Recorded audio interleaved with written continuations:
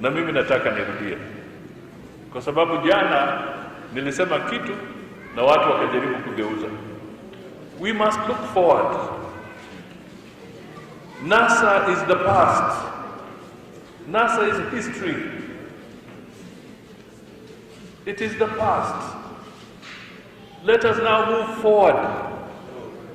Let us move forward. Let us build new partnerships. Tujenge urafiki upya. Kwa sababu watu tukisema watu wanataka kuturudisha. Wanaturudisha. Please. We are now looking forward to a post-Uhuru era. We are not looking at the beginning of Uhuru's term. We are now looking at the future after him. Tuanze kufikiria hivyo. Kwa hivyo, please, NASA is history. It is in the past. We must move on. Na sasa sitazungumzia hiyo maneno tena, because I've said we shall move on and we can now look at other arrangements as we go on.